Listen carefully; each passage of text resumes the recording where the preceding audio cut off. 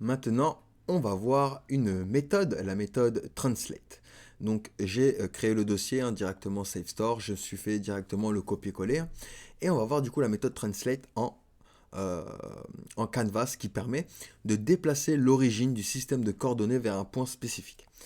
Donc ici par exemple, dans notre fonction init, ce qu'on va faire c'est qu'on va s'effacer tout ça et on va juste se faire un ctx.translate translate et du coup il y aura une valeur sur x, une valeur sur y.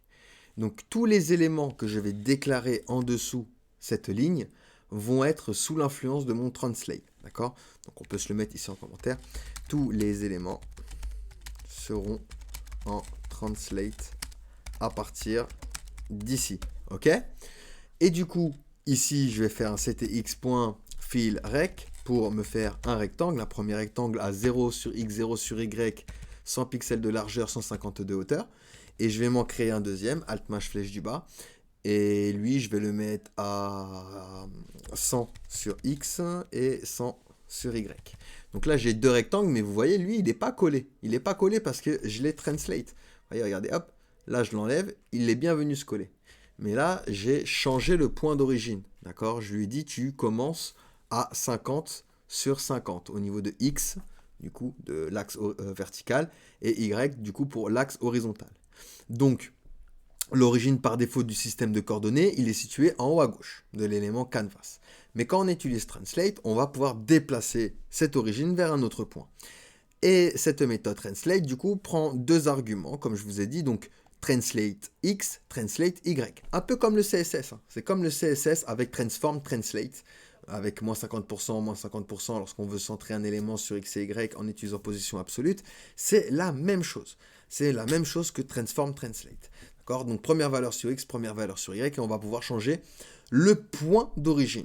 Donc c'est là où est la subtilité, enfin la différence plutôt, entre le CSS et Canvas. C'est que là, avec Canvas, on va gérer le point d'origine de notre système de coordonnées. Donc ici, par exemple, j'ai fait 50-50, l'origine du système de coordonnées sera déplacée de 50 pixels vers la droite et 50 pixels vers le bas. Et du coup, j'ai pu utiliser cette fameuse méthode. Et il y a une deuxième méthode qui permet de réinitialiser les paramètres du translate qui s'appelle setTransform. Donc, réinitialise les paramètres de translate. Donc ici, par exemple, je vais faire un ctx.setTransform. Donc je réinitialise du coup les paramètres d'origine. Donc 1, 0, 0, 1, 0, 0.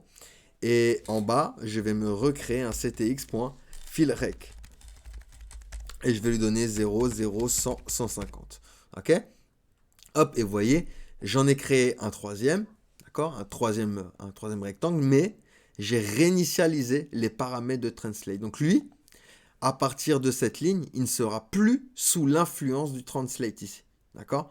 Il sera du coup sous cette influence-là, donc sur la réinitialisation de nos coordonnées. Donc voilà pour translate, qui est très très très similaire à transform translate en CSS. Allez, on passe du coup à la suite.